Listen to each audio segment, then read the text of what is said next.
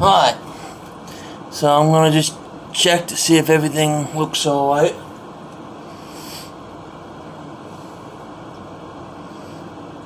Make sure that everything is good. Yeah, looks acceptable. Yeah, can't do much more than that, guys. You know, if I want to record it and basically allow you guys to see the gameplay, this is how it's gonna have to get done. That until I can get an actual recorder to record this gameplay.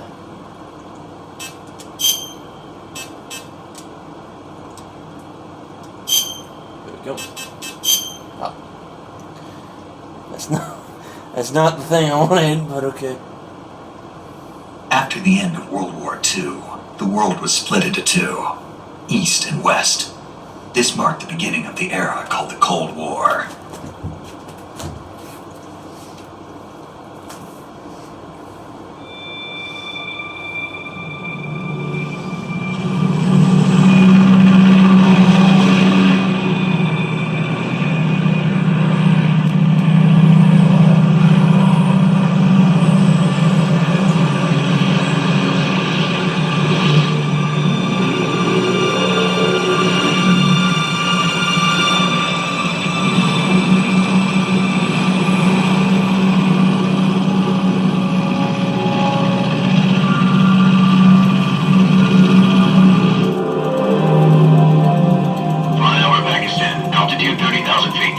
Approaching Soviet airspace.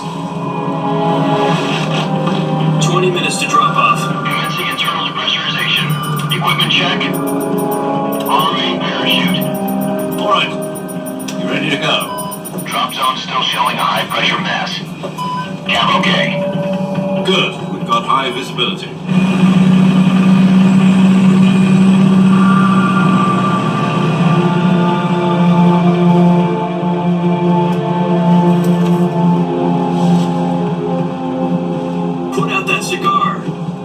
Connecting oxygen hose to interior connector. Put on your mask.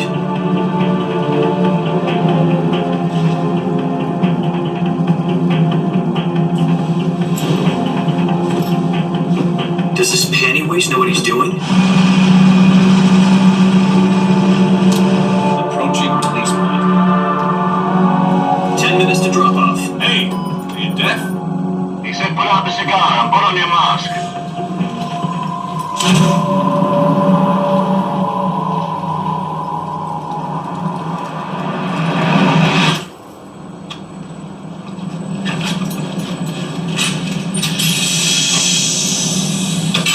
Depressurization complete.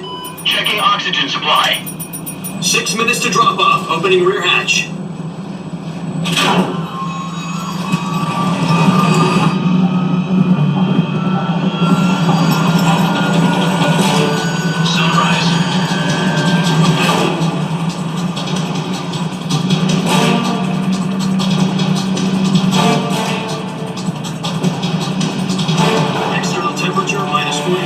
Celsius. 2 minutes to drop off.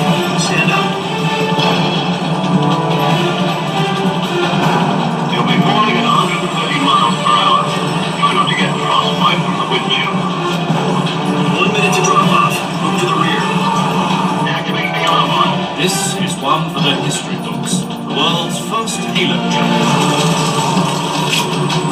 10 seconds to drop off. Stand by. Status okay. All green.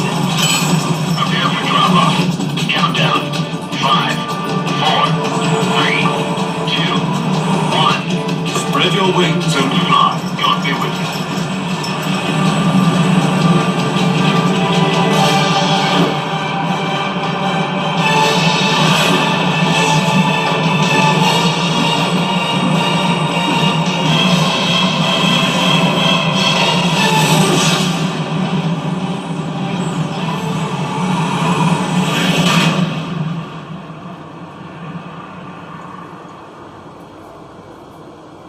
Jack, I've got some important news. The head of the CIA has finally given us the green light for the Virtuous mission. Virtual mission? No, the Virtuous mission. The future of our Fox unit depends on it. If it succeeds, we'll be officially organized into a unit. Virtuous mission. Sounds like some kind of initiation ritual. Don't get cocky. This isn't a training arm. Right. So what exactly is this wonderful mission? Well, about 2 years ago, a certain Soviet scientist requested asylum in the West through one of our moles. His name is Nikolai Stepanovich Sokolov. He's head of the OKB 754 Design Bureau, one of the Soviets' top-secret weapon research facilities, and the East's foremost expert on weapons development. Sokolov? Isn't he that famous rocket scientist? The very same. On April the 12th, 1961, the Soviets achieved the first manned spaceflight in history. The Earth was blue, but there was no God. Well spoken.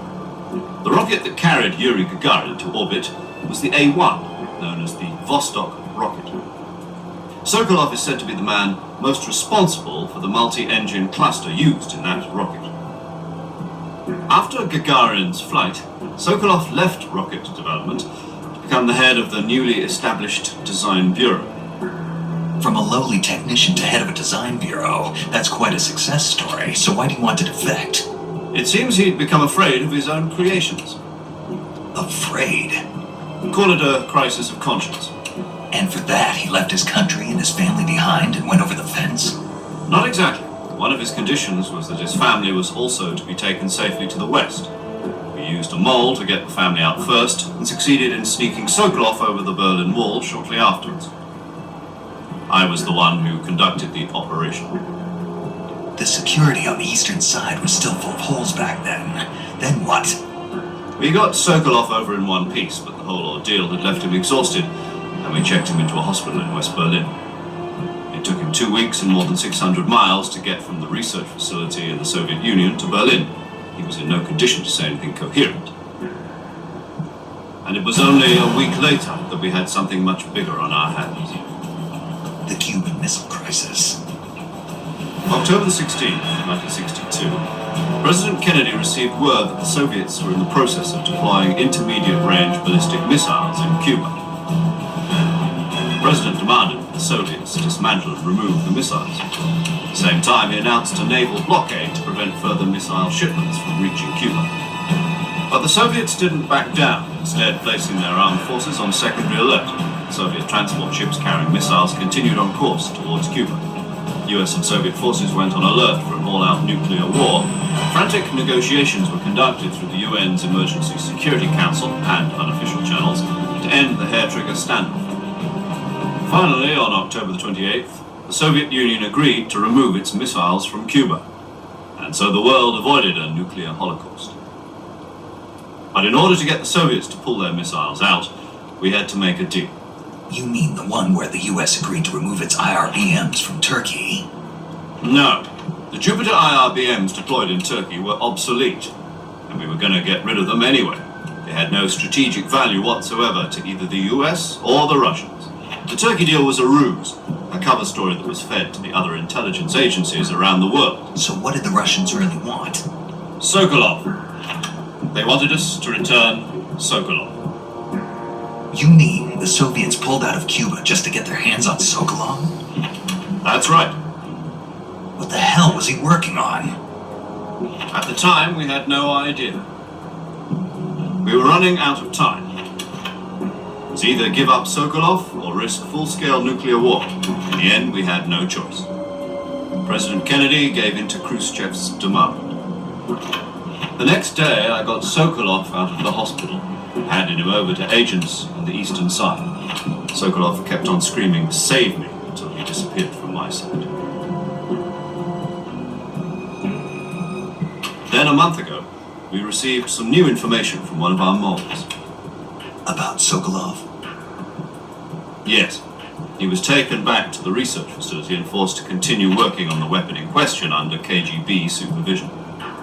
What's more, it's on the verge of completion. So what kind of weapon is it? Something to do with space rockets? No, missiles. Same technology. I guess you're right. We don't know the details, but it appears to be a new kind of nuclear device. For half a year now, the Soviets have been conducting frequent nuclear tests at Semipalatinsk. Something to do with the weapon, I assume. We're talking about a secret weapon so big that Khrushchev was ready to pull out of Cuba to get it back. Is Sokolov still in the facility? No, according to our intelligence, he's in Selinoyarsk, a place in the mountains about 3 miles to the west that's known as the Virgin Cliffs. The Virgin Cliffs. Nice name for a virtuous mission. They moved him there just recently. Why? Apparently, they're conducting a field test of the weapon, but it's our best chance to get him back. This mission would never have been possible if he was still in the research facility. This is our last chance. Sokolov must have known that too when he contacted us.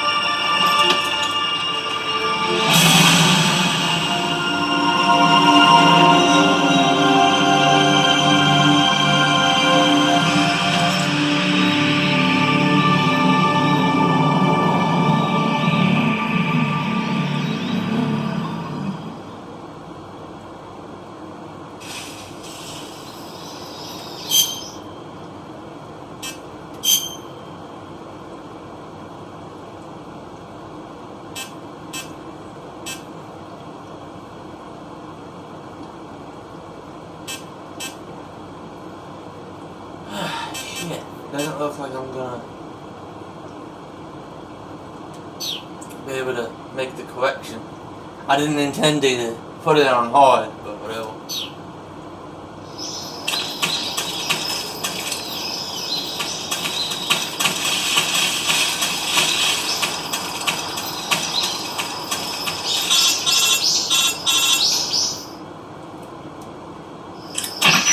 Do you copy? You're already in enemy territory. Somebody might be listening in. From here on out, we'll be using code names to refer to each other. Your code name for this mission will be Naked Snake. I'll be referring to you as Snake from now on. You're not to mention your real name. Snake? Oh, you don't like snakes? What do you mean? And you've eaten one before, haven't you? In survival training. I'm glad to hear that. I don't know if I'd ever order one at a restaurant, but... Be careful, you might not have a choice. What about you, Major? What should I call you? Let's see. I'll be Tom. Call me Major Tom. Oh, and Snake. Yeah, The crew isn't watching anymore. You can take off the disguise now. good idea. This isn't right. Time for the snake to shed his skin.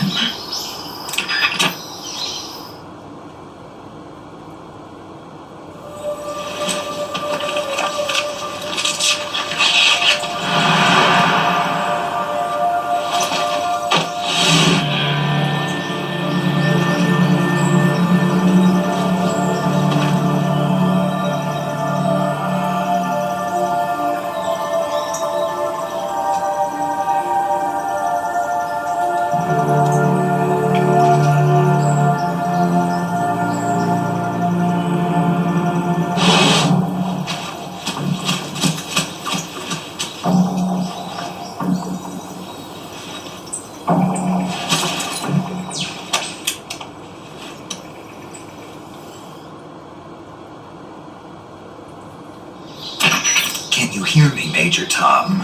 This is Snake. Kept you waiting, huh? This will be a sneaking mission. You must not be seen by the enemy. You must leave no trace of your presence. Is that clear? This kind of infiltration is the Fox unit's speciality. In other words, weapons and equipment are procure on site. That goes for food as well. You're completely naked, just as your name implies. Great. Now I see why you asked me if I liked snakes. I suppose calling me Snake was your idea of a joke, too. No, there's a good reason for that. I'll tell you later when the time is right. Gotcha. Getting back to the subject, how exactly am I supposed to feed myself? You've been issued a knife and a tranquilizer gun. Use them to hunt for food. You'll also find some medical supplies in your backpack. Yeah, about the backpack. I lost it in a tree on the way down. I see. Well, you'd better go back and get it then. You know where it is? No problem. I can see it from here. It's stuck on a branch.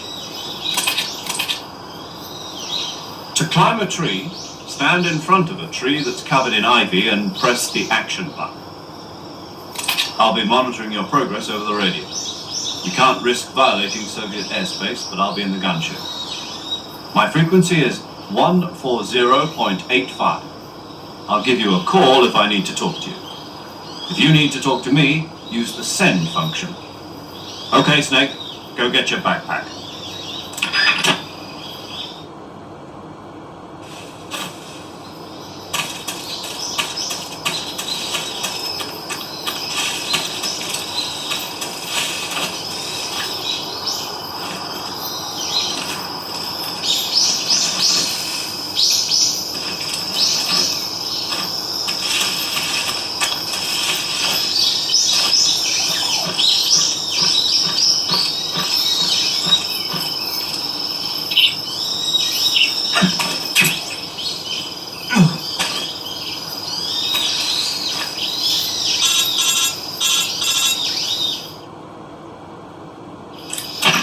I see you've retrieved your backpack, Snake.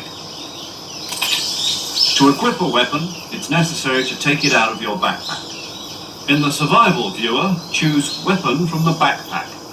Your available weapons will be displayed in a window in the upper left. From that list, choose the weapon you want to equip and press the Enter button. For other equipped items, just do the same thing from Item. Got it. Use the survival viewer backpack. Yep, that's right. Survival is fundamental to this mission. After you've been out in the field for a while, your stamina will start to drop. If your stamina gets too low, it'll affect your performance. You won't be able to shoot accurately, for example, and your wounds won't heal as smoothly. Keep an eye on your stamina so you don't run out. To recover lost stamina, you can hunt for local flora and fauna. You can use either your tranquilizer gun or your knife to hunt. My only weapon is a Mark 22 Hush Puppy tranquilizer gun? That's right. It's been fitted with its own suppressor. However, the suppressor will deteriorate every time you fire. Once its durability reaches 0, the noise suppression effect will be gone. So don't get too trigger happy with it. The suppressor's durability is shown in the icon. Any weapons and equipment beyond what you're carrying now, you'll have to find as you go. I have to find my own weapons and equipment? Whose crazy idea was this anyway? Solo covert actions are standard Fox operating procedure. You can't leave any traces of your presence. No weapons, equipment, footprints, sweat, or bodily waste.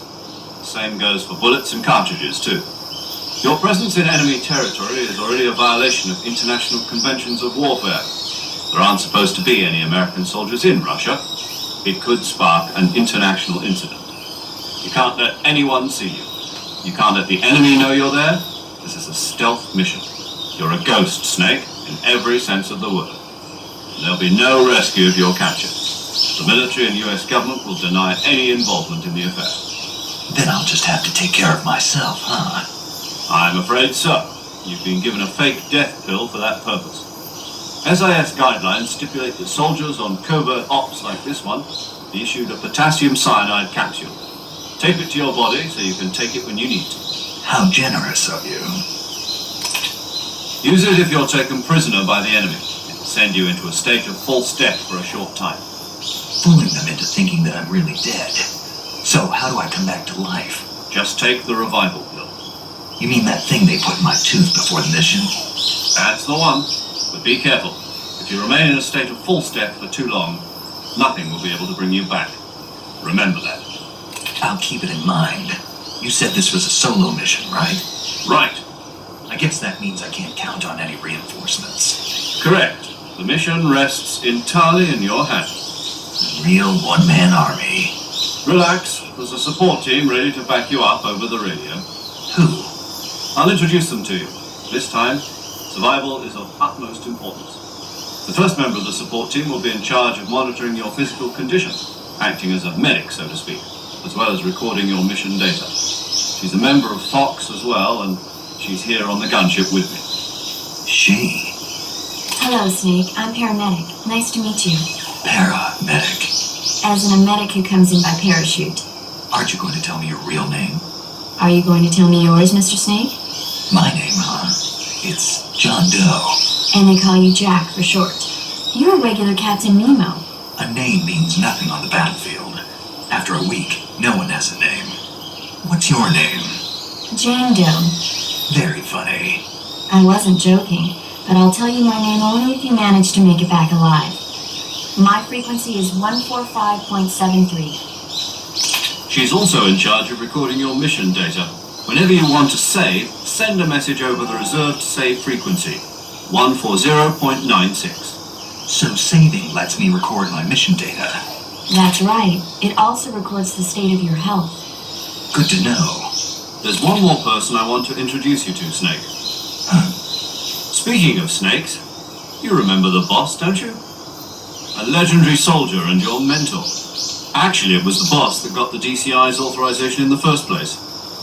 She's going to be serving as Fox's mission advisor. Boss is? She also helped me plan this mission. She and I were at SAS together. Jack, is that you? How many years has it been? Boss? That's right. It's me. Talk to me. Let me hear your voice. It's been 5 years, 72 days, and 18 hours. You've lost weight. You can tell just by the sound of my voice. Of course I can. I know all about you. Really?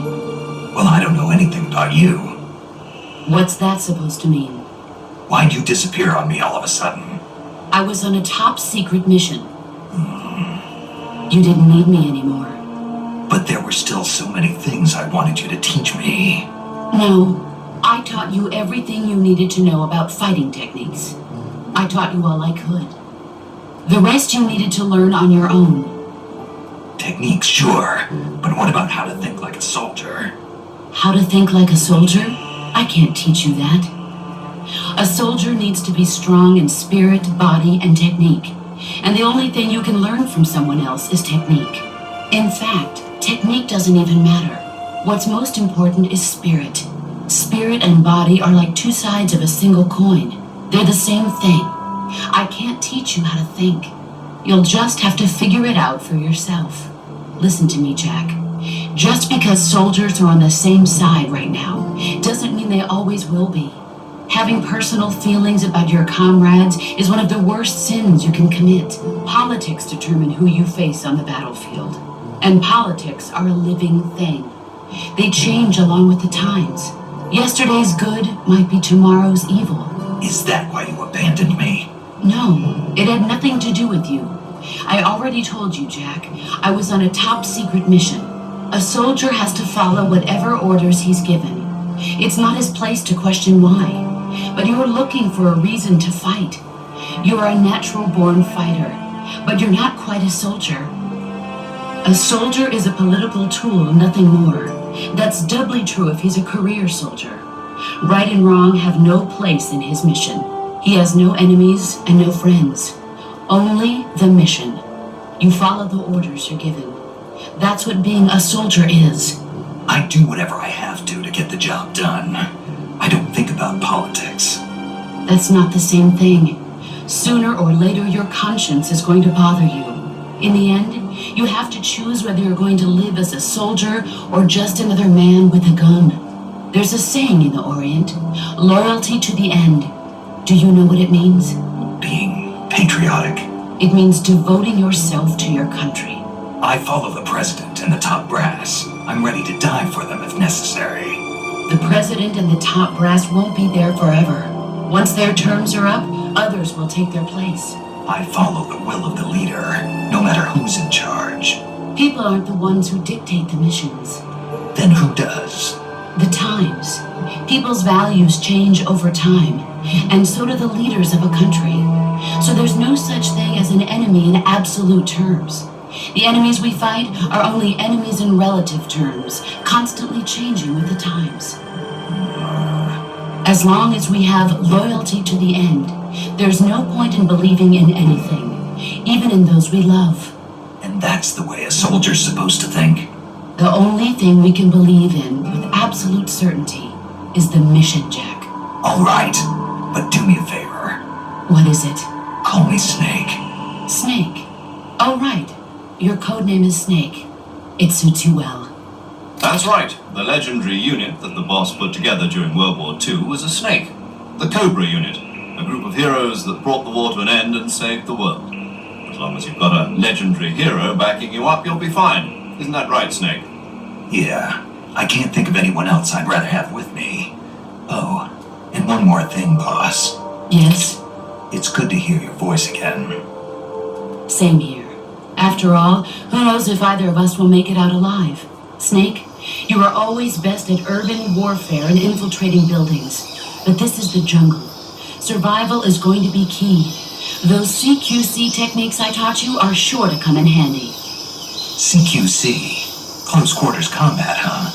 I've been in the Green Berets for the past few years. I'm probably pretty rusty. Not to worry. I'll be here to help you remember. After all, this is your first actual survival mission. I'll be supporting you over the radio. Where are you, boss? Next to the major? The boss is communicating with us by radio from aboard a Hermit-class submarine in the Arctic Ocean. My frequency is 141.80. Call me if you need my advice on battle techniques. Gotcha. Your mission is to retrieve Dr. Sokolov. Dr. Sokolov is being held in an abandoned factory located to the north of your current position. Avoid heavy combat and don't let anyone see you. Don't forget that this is a stealth mission.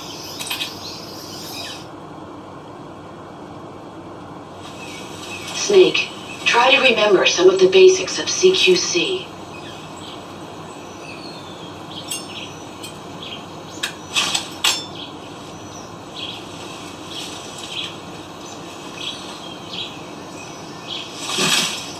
Commencing virtuous mission now.